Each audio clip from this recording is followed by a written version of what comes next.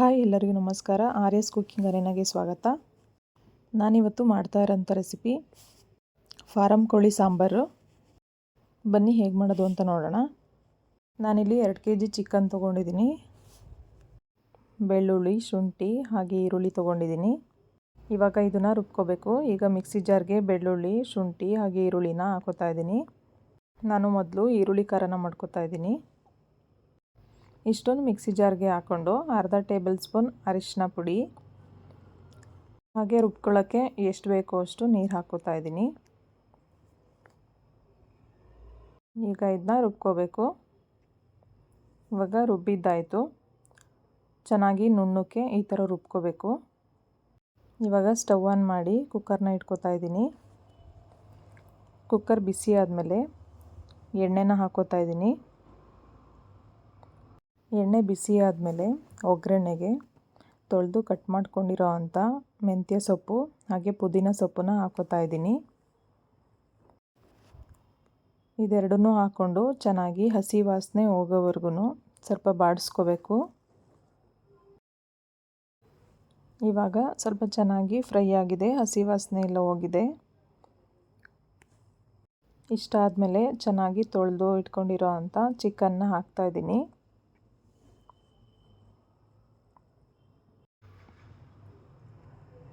ನಾನು ಈ ಚಿಕನ್ ಸಾಂಬಾರಿಗೆ 3 ಥರ ಖಾರನ ಮಾಡಿ ಇಟ್ಕೊತೀನಿ. ಯಾವ್ದ್ಯಾವುದು ಅಂದರೆ ಈರುಳ್ಳಿ ಖಾರ ಮತ್ತು ಅಚ್ಕಾರದ ಪುಡಿ ಮತ್ತು ಧನಿಯಾ ಪುಡಿದು, ಆಮೇಲೆ ತೆಂಗಿನಕಾಯಿ ಖಾರ, 3ನೂ ಸಪ್ರೇಟಾಗಿ ಮಾಡಿ ಹಾಕೋತೀನಿ. ಈ ಥರ ಮಾಡೋದ್ರಿಂದ ತುಂಬ ಚೆನ್ನಾಗಿರುತ್ತೆ ಚಿಕನ್ ಸಾಂಬಾರು. ನೀವೊಂದ್ಸಲ ಮನೇಲಿ ಟ್ರೈ ಮಾಡಿ. ಈ ಚಿಕನ್ನು ಅಷ್ಟೇ ಇವಾಗ ಎಣ್ಣೆಲಿ ಚೆನ್ನಾಗಿ ಸ್ವಲ್ಪ ಫ್ರೈ ಮಾಡ್ಕೋತಾ ಇದ್ದೀನಿ. ಸ್ವಲ್ಪ ಹಸಿ ವಾಸನೆ ಎಲ್ಲ ಹೋದ್ಮೇಲೆ ಇವಾಗ ಈರುಳ್ಳಿ ಖಾರನ ಹಾಕೋತಾ ಇದ್ದೀನಿ. ಈರುಳ್ಳಿ ಖಾರದ ಜೊತೆಗೆ 1 ಟೇಬಲ್ ಸ್ಪೂನ್ ಹರಳುಪ್ಪನ್ನು ಹಾಕ್ಕೊಂಡಿದ್ದೀನಿ. ಇವಾಗಲೇ ಸ್ವಲ್ಪ ಉಪ್ಪನ್ನ ಹಾಕೋದ್ರಿಂದ ಚೆನ್ನಾಗಿ ಉಪ್ಪು ಎಲ್ಲ ಚೆನ್ನಾಗಿ ಹಿಡಿಯುತ್ತೆ. ಇವಾಗ ಇದು ಒಂದು ಕುದಿಯೋಕ್ಕೆ ಬಿಡಬೇಕು. ಅಷ್ಟರಲ್ಲಿ ಖಾರನ ರೆಡಿ ಮಾಡ್ಕೊಳ್ಳೋಣ. 2 ಟೇಬಲ್ ಸ್ಪೂನ್ ಅಚ್ಕಾರದ ಪುಡಿ, 2 ಟೇಬಲ್ ಸ್ಪೂನು ಧನಿಯಾ ಪುಡಿ ಹಾಕ್ಕೊಂಡು ಎಷ್ಟು ಬೇಕೋ ಅಷ್ಟು ನೀರು ಹಾಕ್ಕೊಂಡು ಮಿಕ್ಸಿ ಮಾಡ್ಕೋತಾ ಇದ್ದೀನಿ.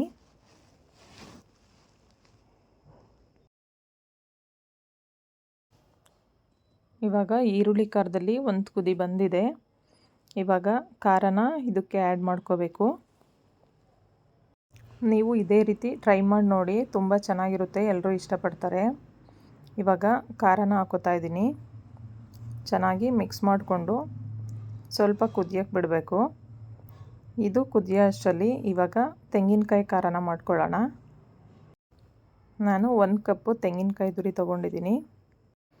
ಹಾಗೆ 2 ಟೇಬಲ್ ಸ್ಪೂನ್ ಕಡಲೆ, 3 ಪೀಸು ಚಕ್ಕೆ, 2 ಅನಾನಸ್ ಮೊಗ್ಗು, 2 ಮರಾಠಿ ಮೊಗ್ಗು, 3 ರಿಂದ 4 ಕಾಳು ಮೆಣಸು, 2 ರಿಂದ 3 ಲವಂಗ, 2 ಏಲಕ್ಕಿ, ಹಾಗೆ ಅರ್ಧ ಟೇಬಲ್ ಸ್ಪೂನು ಗಸಗಸೆ, ತೊಳೆದು ಇಟ್ಕೊಂಡಿರೋಂಥ ಪುದೀನ ಸೊಪ್ಪು ಹಾಗೆ ಕೊತ್ತಂಬರಿ ಸೊಪ್ಪು, ಇಷ್ಟನ್ನು ಹಾಕ್ಕೊಂಡು ಸ್ವಲ್ಪ ನೀರು ಹಾಕ್ಕೊಂಡು ಮಿಕ್ಸಿ ಮಾಡ್ಕೋಬೇಕು.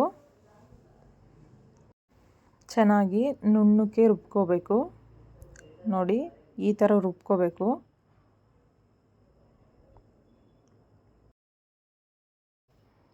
ಉಪ್ಪು ಖಾರ ಎಲ್ಲ ಚೆನ್ನಾಗಿ ಹಿಡಿದಿರುತ್ತೆ. ನೋಡಿ ಇದು ಒಂದು ಕುದಿ ಬಂದಿದೆ. ಇವಾಗ ತೆಂಗಿನಕಾಯಿ ಖಾರನ ಹಾಕೋತಾ ಇದ್ದೀನಿ.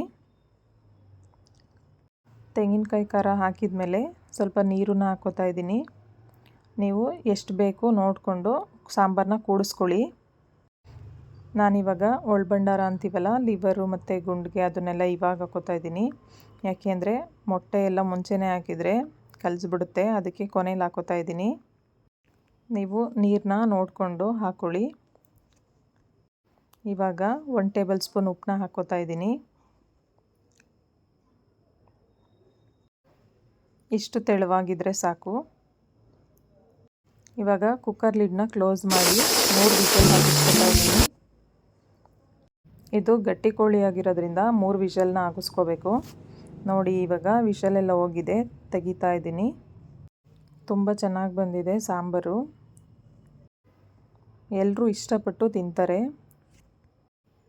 ಯಾರಿಗೆಲ್ಲ ಈ ವಿಡಿಯೋ ಇಷ್ಟ ಆಯಿತು ಖಂಡಿತ ಮನೇಲಿ ಒಂದ್ಸಲ ಟ್ರೈ ಮಾಡಿ, ತುಂಬ ಚೆನ್ನಾಗಿರುತ್ತೆ, ಎಲ್ಲರೂ ಇಷ್ಟಪಡ್ತಾರೆ.